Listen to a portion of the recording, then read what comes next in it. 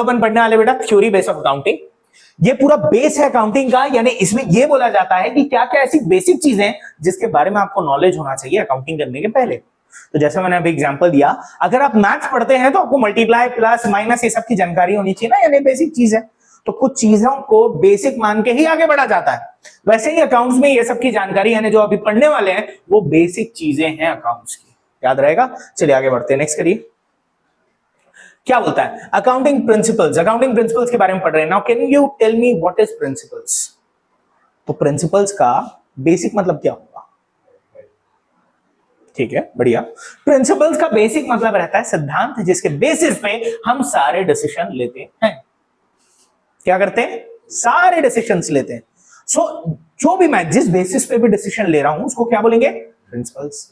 Sir जैसा अगर मैं बोल रहा हूं कि मैं यार कुछ बचपन से सिखाया जाता है ना झूठ नहीं बोलना, क्या सिखाया जाता है? झूठ नहीं बोलना, पर बोलते तो खुल गए। मतलब बोला क्या जा रहा है कि सिखाया जा रहा है ना, हम उसी के बेसिस पे कहीं कहीं अपने आप को रोक लेते हैं कि चल यार मत बोल, झूठ मत बोल, होता है ना। तो वो हमारे क्या है? गाइडिंग प्रिंसिपल्स की हमें झूठ नहीं बोलता यार, मेरे को जो लग रहा है ना मैं बोल दूंगा। समझ में आया? That is called what? Principles. उसके बेसिस पे ही आप डिसीजन ले रहे हो, सिद्धांत आपके, आप उन वैल्यूज को कभी चेंज नहीं करते, वही वाली बात है। चलिए, तो accounting statement disclose the profitability and solvency of the business. Solvency बोलते एक तरीके से नेटवर्क कितनी है उस बंदे की या बिजनेस की। To various parties it is necessary to prepare such a statement in standard language, यानी एक लैंग्वेज होनी चाहिए, एक तरीका होना चाहिए जिसके थ्रू दोनों बिजनेस के बारे में आप पता कर सको। अगर दो बिजनेस की प्रॉफिटेबिलिटी कंपेयर कर रहे हो, कुछ भी कंपेयर कर रहे हो, तो कुछ साफ शब्दों में लिखा रहना चाहिए ना। तो मैंने क्या बोला, अगर दो बिजनेस आपके पास हैं तो दो बिजनेस में कहीं ना कहीं आप ये चाहोगे ना कि दोनों एक जैसा रहें। भैया उसमें जो प्रॉफिट को बोला गया यहां पे भी क्या बोला जाए, सेम चीज बोली जाए, तभी तो मजा है ना जानने का। तो वही बोल रहा है, चलिए देखते हैं। Accounting statement disclose the profitability and solvency of the business to various parties. It is necessary to prepare such a statement in a standard language following a standard set of rules and regulation. This rules are generally known as GAAP, यानी generally accepted accounting principles. यानी कोई भी, याद रखना, accounting के पहले आपको gap का नॉलेज होना चाहिए, क्योंकि इस गैप के ही बेसिस पे आप क्या करते हो, पूरी अकाउंटिंग अपनी बेस करते हो। पूरी जितनी भी अकाउंटिंग करोगे ना, ये अजम्पशंस हैं जिनको आपको मानते हुए आगे बढ़ना है। अच्छा, जैसे एक बात बताओ, एक अगर मैं छोटी सी बात पूछूं, अकाउंटिंग कितने पीरियड की होती है? 5 साल, 6 साल, 1 साल, 6 महीने, 3 महीने, कितने की होती है? तो जनरली तौर पे अगर मैं पूछूं तो कितने साल की होती है, तो बोलेंगे 1 साल। 1 साल बाद हम लोग क्या करते हैं, ये देखते हैं कि हमारी फाइनेंशियल पोजीशन क्या है और हमारी प्रॉफिटेबिलिटी क्या है। यस और नो, ये चेक करते हैं ना, बस। तो यही कहानी यहां बोल रहा है कि आपको कुछ चीजों के बारे में बेसिकली पता रहना चाहिए। डन? ओके, नेक्स्ट करते हैं आगे। फीचर्स जानते हैं। फीचर्स क्या है? सबसे पहले accounting principles are man made, accounting principles are generally accepted, accounting principles are flexible in nature. ये 3 प्रिंसिपल्स हैं। चलो इसके बारे में थोड़ा सा जानकारी ले लेते हैं। अब क्या बोलता है, अच्छा आगे एक्सप्लेन नहीं किया गया, उसी को लगा फटाफट बता दे रहा हूं। अकाउंटिंग प्रिंसिपल्स मैन मेड है, यानी इसको कौन बनाया है? इंसान ही बनाया भाई, कहीं और थोड़ी लिख के आया है ये। यानी अकाउंटिंग प्रिंसिपल जितने बनाए गए हैं वो मैन मेड है और वो बिजनेस को देखते हुए बनाए गए। पहले पूरा ऑब्जर्व किया गया, उसके बाद एक इंसान ने बोला कि चल यार ये प्रिंसिपल्स बना देता हूं ताकि सबको ये अजम्पशन याद रहे कि इसके बेसिस पे ही आपको क्या करनी है, अकाउंटिंग करनी है। राइट? समझ में आया? चलिए नेक्स्ट क्या है? Accounting principles are generally accepted. हर कोई इसको क्या करता है, एक्सेप्ट करता है। कहीं भी चले जाओ, this will be accepted. Accounting को हर किसी को एक्सेप्ट करना पड़ेगा। यानी अगर ये असम्पशन मैं मान रहा हूं ना, तो काउंटिंग करते वक्त आपको भी इसको मानना पड़ेगा। बात समझ में आ गई? Okay, next one. Accounting principles are flexible in nature. इसका मतलब रहता है इसको आप चेंज कर सकते हैं। क्या कर सकते हैं? चेंज कर सकते हैं। जब मर्जी आप इसे चेंज कर सकते हैं, थोड़ा बहुत अपने हिसाब से, है कि नहीं? थोड़ा बहुत तो चेंज कर सकते हैं ना भाई हम अपने हिसाब से। तो वही बोल रहा है, it is flexible in nature because it can be adjusted और चेंज्ड। कोई प्रॉब्लम, कोई दिक्कत? ओके, नेक्स्ट आगे बढ़ते हैं। Need for accounting principle. क्या जरूरत थी यार? जरूरत क्या थी बोलता है अकाउंटिंग प्रिंसिपल्स की? तो बोलता है to make accounting information meaningful to its external and internal users, it is necessary that financial statement are prepared according to this principles. यानी कोई सेंस निकाल सके यार। अगर मैं सिर्फ आपके सामने से डेटा फेंक दूं ना कुछ भी, हाँ, तो आप उसे सेंस नहीं निकाल पाओगे। क्या नहीं निकाल पाओगे? सेंस नहीं निकाल पाओगे। मैं लिख दिया चलो नेट प्रॉफिट 50,000, अब कुछ समझ में आ रहा है? बस आपको इतना पता चल रहा है नेट प्रॉफिट कितना हुआ है। अब मैं अगर बोला कि भैया आपका कैपिटल इन्वेस्टेड था 5 लाख, कितना था? आपने कमाया 50,000 and this amount to a return of 10%। अब आपको बहुत कुछ चीज पता चल रही है ना कि मैं अपने बिजनेस में कितना कमाया हूं, 10% का रिटर्न्स पाया हूं मैं। पता चल रहा है कि नहीं पता चल रहा है? तो इंफॉर्मेशन ऐसी होनी चाहिए जिससे सेंस बना सके लोग, रैंडम डेटा नहीं होना चाहिए ये, समझ गए? चलिए आगे बढ़ते हैं। नेक्स्ट क्या है? अब बेटा जनरली एक्सेप्टेड अकाउंटिंग प्रिंसिपल्स में और क्या क्या चीजें पाई जाती है, तो बोलता है in order to maintain uniformity and consistency in accounting record certain rules and principles have been developed which are generally accepted by the accounting profession. These rules are called by different names such as principles, concepts, convention, postulates, assumptions and modifying principles. ये सब इसके नाम है, देख लो, ये सब इसके अलग अलग नाम है। क्या क्या बुलाया जाता है? Principles, concepts, convention, postulates, assumptions, modifying principles. Done. अगर कभी भी यही बोला तो याद रखना गैप के बारे में पूछ रहा है। इसके बारे में बोल रहा है gap, generally accepted accounting principles. समझ में आया? चलिए अगला, next one. These principles are often referred as concepts and conventions. The term concept refers to the necessary assumption and idea which are fundamental to the accounting practice, and the term convention connotes customs. Custom का मतलब क्या है? Tradition वगैरह जो चले आ रहा है। As a guide to the preparation of accounting statement, यानी कोई भी स्टेटमेंट अकाउंट्स का बना रहे हो ना, कोई भी स्टेटमेंट, जैसे आगे जाके पढ़ोगे बैलेंस शीट वगैरह जो बन रहा है उसमें भी कुछ चीजें आपको माननी पड़ती है, माननी पड़ती है। क्या करना पड़ता है? मानना पड़ता है। डन। जब तक आप वो अजम्पशन नहीं लोगे आप पूरी तरीके से अकाउंट्स नहीं बना पाओगे। अब जैसे एक अजम्पशन चलो मैं बताता हूं, आपने एसेट्स खरीदा 5 लाख का, कितने लाख का? इस साल तो 5 लाख का। चलो कार खरीदी 5 लाख की, क्या अगले साल भी वो कार 5 लाख की रहेगी? क्या कुछ कमी आएगी? नहीं आएगी। तो वहां पे एक अजम्पशन लग जाता है, वो किसका है? डेप्रिसिएशन का। डेप्रिसिएशन का मतलब क्या है? जो आपके एसेट्स की वैल्यू में कमी आ रही है ना, वियर और टियर यानी यूसेज की वजह से, यूज करते हैं तो अपन बोलते हैं ना कि धीरे धीरे वो सेकंड हैंड हो गई है या उसकी वैल्यू में कमी आ रही है, वो जो भी है उसको अपन यहाँ पे अकाउंटिंग कन्वेंशन या अजम्पशन ही बोलेंगे, क्योंकि हम अज्यूम कर रहे हैं ना। आपको कोई एग्जैक्ट वैल्यू पता है क्या उसकी? नहीं। कितना यूज किया, कितना क्या किया पता है क्या? नहीं। समझ में आ गया? Okay, moving on. क्या बोलता है? The term principle has been defined by the AICPA। ये सर्टिफाइड पब्लिक अकाउंटेंट अमेरिका की वो है, तो इसके बारे में इतना ध्यान नहीं देना। A general law or rule adopted or professed होना चाहिए as a guide to action, a settled ground or basis of conduct or practice. The word generally means in a general manner of pertaining to many persons or cases or occasion. यानी basically क्या बोल रहा है? Again उसी बारे में बोल रहा है कि ये क्या है कि ये भैया एक गाइड है जो कि आपके डिसीजन लेने में मदद करेगी। किस में मदद करेगी? जैसे वो हर में वही बात बोला और कुछ नहीं बोला।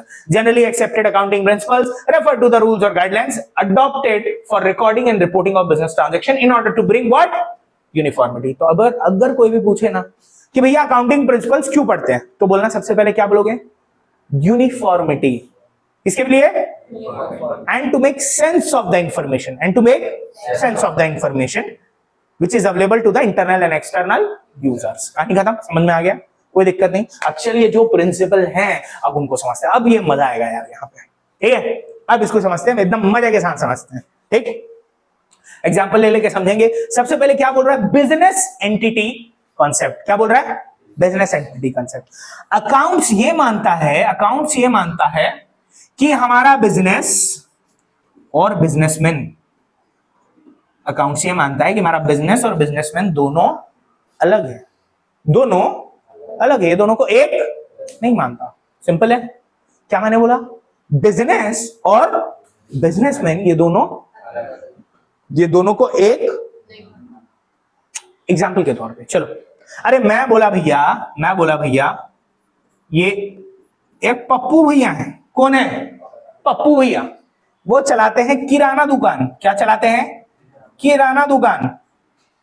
तो मेरे को एक बात बताओ कि आपको अगर मैं बोला पप्पू भैया किराना दुकान चला रहे हैं, उसका नाम भी पप्पू किराना दुकान है, तो अगर घर में आपसे पूछा जाए ये सामान कहां से लेके आए हो, तो आप क्या बोलोगे? या तो पप्पू भैया के पास से, या तो क्या बोलोगे? पप्पू किराना दुकान। दोनों ही सिनेरियो में मम्मी समझ जाएगी कि नहीं समझ जाएगी कि आप वही दुकान से लेके आ रहे हो? इसका मतलब इन दोनों सिनेरियो में एंटिटी एक है। बिजनेस बोलो या बिजनेसमैन बोलो, दोनों एक है। और एक बात बोलो, मान लो यार SBI मेरा है। किसका है? मानना है, जलना नहीं। बाप, अब ये तो घूर के देख रहा है, अरे अरे एसबीआई किसका है? हाँ मेरा है, जल तो अब क्या होगा भैया, मेरा अगर एसबीआई है तो आप एक बात बताओ, अगर एसबीआई में पैसा जमा करा रहे हो तो आप ये बोलोगे क्या मेरे पास पैसा जमा करा है? और मम्मी मैं तो जिशान सर के पास पैसा जमा करा। अरे नहीं भाई, क्या बोलोगे आप? तो यहां पे देखो दोनों की आइडेंटिटी अलग हो गई कि नहीं? मेरी आइडेंटिटी अलग, एसबीआई की अलग। समझ में आया? इसी को बोलते हैं सेपरेट लीगल एंटिटी। जब लोग अपने अपने नाम से, बिजनेस अपने नाम से जाना जाए, ओनर अपने नाम से जाना जाए, दोनों की अपनी आइडेंटिटी हो, दोनों के अपने राइट्स हो, दोनों के अपने हिसाब किताब अलग अलग, उसको अपन क्या बोलेंगे? Separate legal entity. क्या बोलेंगे? Separate legal entity. बिजनेस यानी अकाउंट्स हर बार यही सोचेगा, अकाउंट्स हर बार यही सोचेगा कि भैया अकाउंट्स में ना सेपरेट लीगल एंटिटी ही एग्जिस्ट करता है, कोई भी बिजनेस है। चलो अब आगे बात करते हैं। This concept assumes that the business has a distinct and separate entity from its owner. Owner से भाई साहब ये अलग रहेगा। Therefore, business transactions are recorded in the books of accounts from the business point of view, not owners. हम अपने आप को जब रिकॉर्डिंग करते हैं तो क्या मानते हैं? बिजनेस। ओनर नहीं मानते। क्या नहीं मानते? ओनर नहीं मानते। क्या मानते हैं? बिजनेस मानते। क्लियर है? समझ में आया? चलो फॉर एग्जाम्पल दिया, example if owner brings ₹1 lakh as capital in the business, it is treated as a liability to business या of business to owner. Similarly, if the owner withdrew 5,000 from the business for personal use, it is treated as a reduction of owner's capital and consequently reduction in liability of the business towards owner. यानी कहानी in short ये बोल रहा है, अगर आप पैसा, अगर ओनर, मान लो ये ओनर खड़ा है यहाँ पे, ये ओनर है भाई, ये ओनर है, ये ओनर कौन? हमारे अमिताभ बच्चन है। कौन है? अमिताभ बच्चन। और ये इनका बिजनेस क्या है? बिजनेस। अब मान लीजिए ये इन्वेस्ट किए हैं 5 करोड़। कितना इन्वेस्ट किए हैं?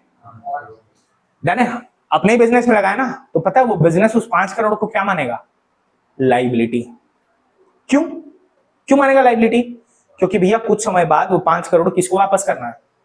अमिताभ बच्चन को। तो बिजनेस उसको क्या रिकॉर्ड करेगा? क्या बोल के? कि लाइबिलिटी है यार ये एक तरीके की, मानने के लिए, पर अपन उसको क्या बोलते हैं? कैपिटल बोलते हैं। क्या बोलते हैं? तो कैपिटल एक तरीके की इंटरनल लाइबिलिटी होती है। डन? समझ में आया ना? कुछ कुछ चीज क्लियर है? अभी मैंने क्या बोला? ये दोनों अलग, ये दोनों जो दो जिसमें एक जमा वाला कंसेप्ट है ही नहीं, ये दोनों अलग। समझ में आ गया? बढ़िया, गुड। अमीर हूं मैं। आगे चलो, इधर क्या बात कर रहे हैं? Money measurement concept. किस बारे में बात कर रहे हैं? Money measurement concept.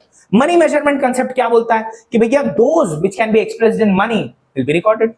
सर इसका मतलब, this concept states that the transaction in events that can be expressed in money are recorded in the books of accounts. यानी अगर मनी में कोई भी चीज नहीं है तो उसको रिकॉर्ड नहीं करेंगे। सर जैसा बोलता है, non monetary transactions can not be recorded in the books of accounts like appointment of manager. अगर मैं किसी मैनेजर को अपॉइंट कर रहा हूं, उसको बुक्स में लिखूंगा, अरे वाह शर्मा जी मैनेजर के तौर पे अपॉइंट हो गए, कांग्रेचुलेशन। ये बुक्स में लिखने की कोई जगह है?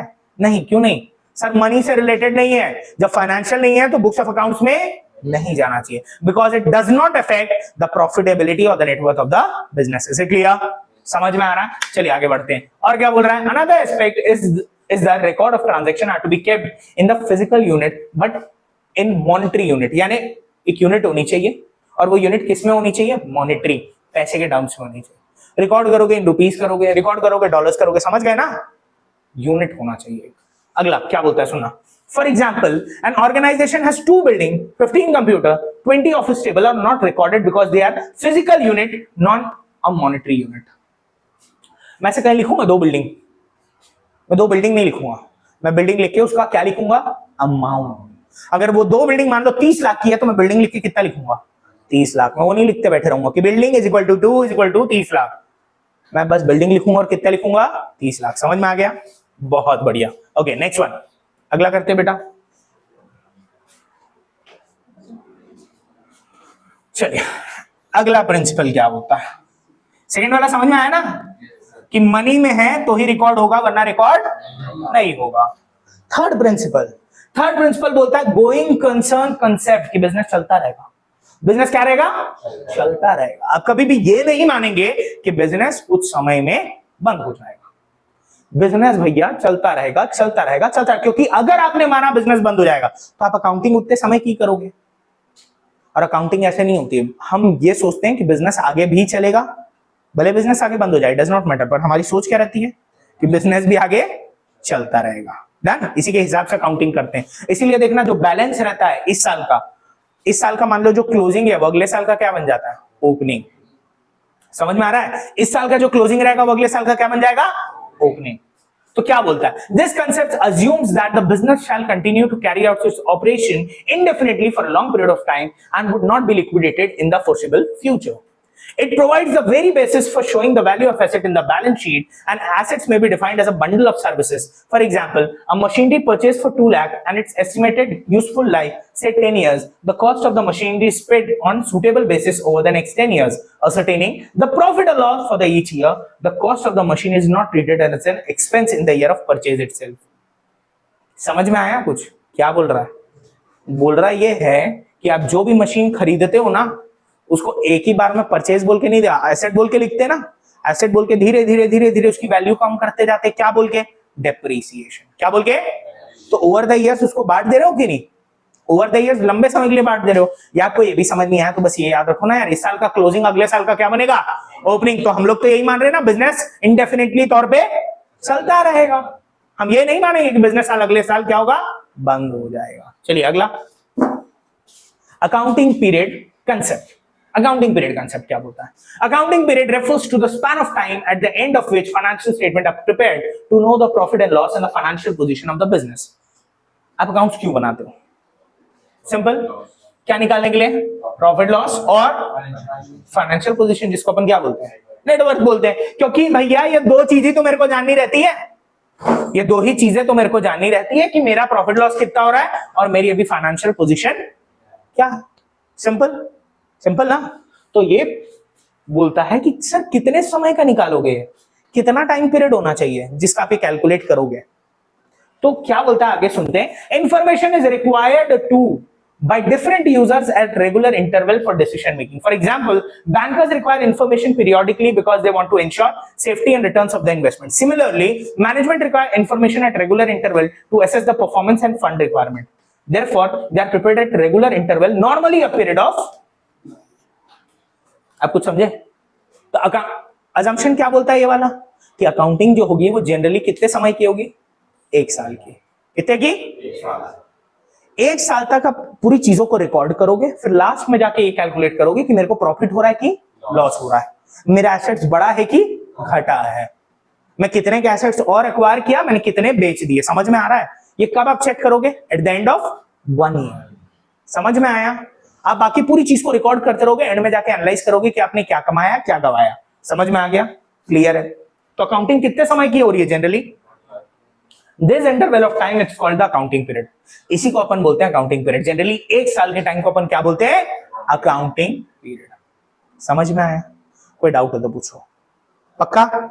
चलो अगला, कॉस्ट कंसेप्ट क्या बोलता है, कॉस्ट कंसेप्ट। कॉस्ट कंसेप्ट क्या बोलता है, according to this concept all assets are recorded in the books of accounts at the purchase price. किस पे रिकॉर्ड होगा, परचेज प्राइस पे।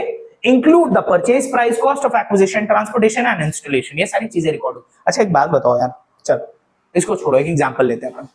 मान लो एसी मैंने खरीदा 40,000 का। कितने का? 40,000 का एसी खरीदा।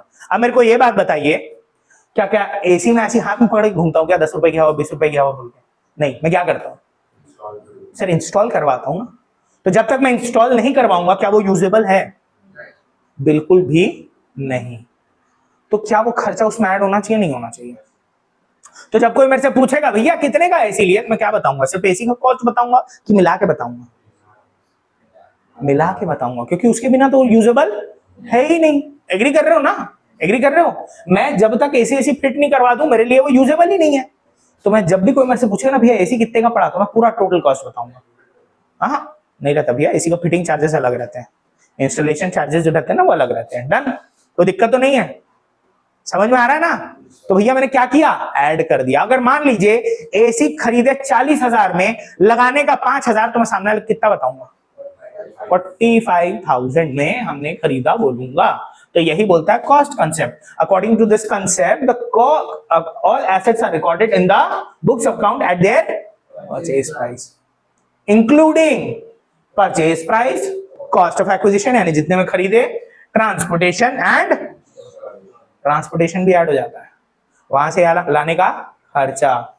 एसी आपने खरीदा 200 रुपए भाड़ा में दे रहे हो, 40,000 का एसी 200 रुपए भाड़े में दिए यहां से वहां लाने का, एसी का कॉस्ट कितना बताओगे लोगों को?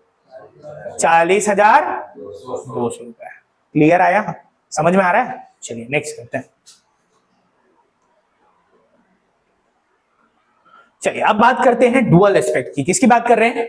Dual aspect. ये अपन ऑलरेडी पिछली बार भी पढ़े, डबल एंट्री सिस्टम जब अपन पढ़ रहे थे उस समय मैं ये बताया था, बट चलिए फिर भी बात कर लेते हैं। बोलता है this concept provides that the very basis of recording transaction in the books of accounts, it states that every transaction entered into the books of accounts has two aspects. दो एस्पेक्ट तो होंगे ही होंगे मिनिमम। अच्छा एक बात बताओ यार, अपन बोलते हैं ना जनरली बिजनेस में क्या होता है? लेन देन, यानी कुछ आएगा तो कुछ जाएगा। अगर आप एक मेन काम कर रहे हैं तो उसका कुछ ना कुछ ऑटोमेटिक इंपैक्ट पड़ेगा ही पड़ेगा। जैसे मैं हर बार अपन बात करते हैं, भाई मैंने अगर फर्नीचर खरीदा, क्या खरीदा, तो ऑटोमेटिकली क्या चले जाएगा? कैश चले जाएगा। फर्नीचर खरीदा तो कैश चले गए। यानी सिंपल सादी बात हमको ये समझ में आई कि भैया इस सिनेरियो पे कुछ आएगा तो कुछ जाएगा और मैं दोनों चीजों को रिकॉर्ड करूंगा। सर रिकॉर्ड करेंगे तो कहां करेंगे? एक को डेबिट में, एक को क्रेडिट में। ये दो साइड है अकाउंट्स के, लेफ्ट साइड और राइट साइड बोलेंगे। क्या बोलेंगे? लेफ्ट और राइट। लेफ्ट साइड को क्या बोलेंगे? डेबिट। राइट साइड को क्या बोलेंगे? क्रेडिट। तो भैया सिंपल सादी बात है, यही बोलता है कि आप दोनों ट्रांजैक्शंस, दोनों चीजों को, दोनों एस्पेक्ट को आप रिकॉर्ड करेंगे। जैसे बोलता है for example man started business with cash 50,000, in this transaction cash increases and liability of the capital यानी ओनर आल्सो इंक्रीजेस। जब आप बिजनेस में अगर पैसा रखा है, मतलब मान लो ओनर का पैसा है 50,000, उसने बिजनेस में लगा दिया, तो अभी तक बिजनेस था क्या? नहीं था। अचानक से कैपिटल बढ़ गया, कैपिटल पहले 0 था, कैपिटल कितना हो गया? 50,000, तो कैपिटल बढ़ गया। और बिजनेस में कैश भी, पैसा भी तो आ गया, तो उसका एसेट भी बढ़ गया। क्या बढ़ गया? एसेट भी बढ़ गया। तो सिंपल सारी बात है, देखो दोनों चीज हो रही है कि नहीं हो रही है। और अगर ये समझना है तो फर्नीचर वाला एग्जाम्पल तो बढ़िया है ना, फर्नीचर खरीदा तो फर्नीचर आया और क्या गया? कैश गया। तो एक को रिकॉर्ड करूंगा एक जगह, एक को रिकॉर्ड करूंगा एक जगह, एक जाएगा डेबिट में, एक जाएगा, वो रूल के अकॉर्डिंग डिपेंड करेगा कौन सी चीज कहां जाएगी।